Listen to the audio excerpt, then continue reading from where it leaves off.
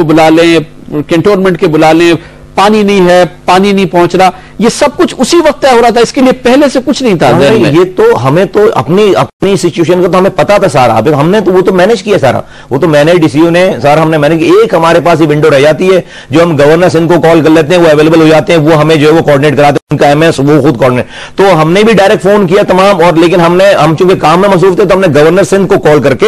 Governor Singh को ये कहा कि आप फेडरल एजेंसीज के ये कैंटोनमेंट बोर्ड है, ये नेवी वाले हैं या और जो एक दो चार फायर टेंडर्स हैं, इनको बोलें कि जो है वो ये हमारी मदद के लिए आए, हमें और फायर टेंडर्स चाहिए। लेकिन इनके पास कितने फायर टेंडर, किसी के पास एक फायर टेंडर है, किसी के पास 2 फायर टेंडर है, और किसी के पास जो है वो 3 फायर टेंडर है, उसके अलावा तो कुछ भी नहीं है। और ये कोई ऐसी कोई नहीं कि सबके पास जो है बहुत सारे हो जाए, अगर 50-60 और होते तो हम आ जाते। यस, उसी वक्त हमने जो है वो उसको क्वांटम को देख के विदिन 1 आवर डिसाइड किया कि हमें जो है और चाहिए। तो फिर हैदराबाद के नाजिम ने हमें ऑफर की कि 5 इक्विप्ड फायर टेंडर और 1 स्नॉर्कल उनके पास थी, उन्होंने रवाना की। तो 3-4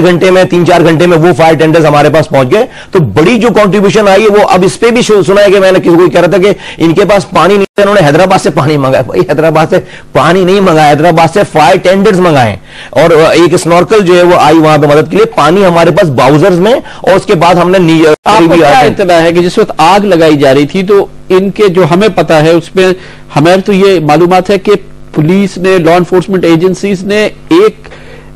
भयानक किस्म की खामोशी इख्तियार करी और इसके खिलाफ किसी किस्म की कोई कार्रवाई नहीं की। यही फीडबैक कार्रवाई मेरे पास इतलात नहीं है, मैंने देखा है और आपके सामने जो है वो देखेंगे। मेरे पास तो सिस्टम है ना, मैंने नहीं देखा है, सिर्फ मेरे पास जो पुलिस के एसएसपी बैठे हुए थे उन्होंने भी देखा है सारा कुछ। हमारे पास तो सर्वेलेंस है पूरी इसकी। एक भी बंदे को जो लगाने वाले, आग लगाने वाले, आप उनकी इत्मीनान देखिए इस फुटेजेस में कि कितने आराम से, कितने सुकून से और कितने सारे लोग इन सारी आग की लगाने की कार्रवाइयों में हिस्सा ले रहे हैं।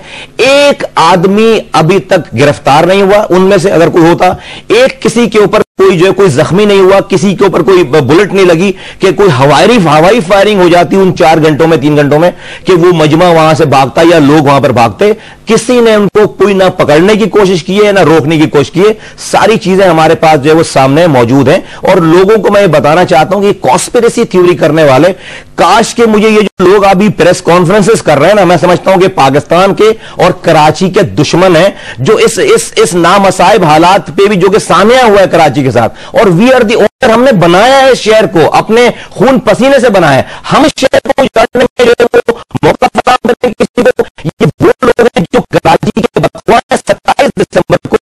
1100, जब मोहतरमा बेनजीर भुट्टो पिंडी में शहीद हुई, निकाल रही 1185 गाड़ियां शहर में जलाई गई। उसके बाद जो है वो 39 बैंक जलाए गए, 40 लोग हलाक हुए, 9 लोगों को जिंदा फैक्ट्री में जलाया गया। कोई आज तक ये नहीं कहता कि इन उस 27 दिसंबर में इतना बड़ा सानिया जो है वो मोहतरमा के बाद ऐसे यहां पर, तो दैट मींस कि कोई ना कोई फोर्स तो मौजूद है ना आपके पास जो शहर को जलाने के मौके के इंतजार में रहती है। मोहतरमा को कराची वालों ने तो नहीं मारा था, मोहतरमा तो पिंडी में, लाड़काना में भी इतना जो है वो एहतजाज नहीं हुआ जितना कराची में जो है। पहली दफा कराची में 27 दिसंबर को 25 फैक्ट्रीज जलाई गई हैं, इंडस्ट्रीज जलाई गई है। दैट मींस कि जो हमारी स्ट्रेंथ है इस कराची की, जो रेवेन्यू इंजन है, जो इकोनॉमी है, दुश्मन जो है वो इस मुल्क का, इस शहर का बदख्वाह जो इसको ओन नहीं करता है, वो इस इंतजार में रहता है कि कहीं मौका मिले। और शुक्रिया जनाब सैयद मुस्तफा कमाल, नाज़िम आला कराची। और जो मुस्तफा कमाल साहब इस वक्त बातें हमें बता रहे थे, उससे वो शकूक कि ये शायद कोई बहुत बड़ी साजिश थी, यौम आशूर पे दहशतगर्द हमला, और उसके बाद जिस तरह से एक मंसूबे के तहत शहर के तजारती कल्ब को आग लगाई गई और उसके खिलाफ कोई कार्रवाई नहीं की गई, और इसके लिए ना कोई मंसूबाबंदी की गई, ना मंसूबा साजी की गई, ना कोई क्राइसिस मैनेजमेंट प्लान मौजूद था। कल के प्रोग्राम में हमने आपको बताया था कि इस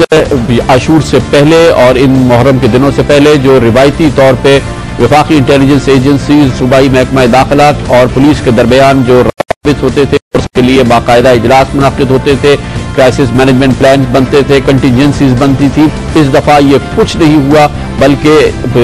बावजूद इंटेलिजेंस एजेंसीज और सूबाई महकमा दाखिला के दरमियान राब्ता नहीं रहा, और इस दफा सूबाई महकमा दाखिला ने फैसला किया कि ये सब कुछ वो खुद करेगी। हालांकि इस दौरान 27 दिसंबर को मोहतरमा बेनजीर भुट्टो की बरसी भी थी, जिसकी वजह से जो सूबाई रिसोर्सेज थे उन पर प्रेशर भी था, लेकिन इसके बावजूद वफाकी एजेंसी से इस सिलसिले में कतई तौर पर कोई बात न की गई, ना कोई क्राइसिस मैनेजमेंट तैयार किया गया प्लान, और ना ही शहरी हुकूमत को इस सिलसिले में किसी तरह से ऑन बोर्ड लिया गया, ना ही किसी लॉ एंड ऑर्डर के इजलास के हवाले से शहरी हुकूमत को शामिल किया गया। कराची के नाज़िम आला इस सिलसिले में मुकम्मल तौर पर अंधेरे में रहे, और उसके बाद जब फसाद शुरू हुआ, आगे लगनी शुरू हुई, तो सबसे हैरत की बात यह है कि पुलिस जो हर चप्पे पर मौजूद थी, इन इमारतों की छतों पर भी मौजूद थी, उसने ना गोली चलाई, ना पत्थर चलाया, ना ही कोई आंसू गैस का शेल इस्तेमाल किया। शायद ही कराची की तारीख में कभी इससे पहले ऐसा हुआ हो कि लॉ एंड ऑर्डर की सिचुएशन हो, पुलिस पर तो इल्जाम लगता रहा है कि वो आंसू गैस के शेल कसीर तादाद में इस्तेमाल करती है और जरूरत से ज्यादा इस्तेमाल करती है, लेकिन वो वक्त जिस वक्त अरबों की जायदाद को आग लगाया जा रहा था, पुलिस ने अपने आंसू गैस के शेल छुपा लिए, ना गोली चलाई, ना ही कोई एक शख्स इस वाक़े में मुलव्विस होने पर गिरफ्तार किया गया।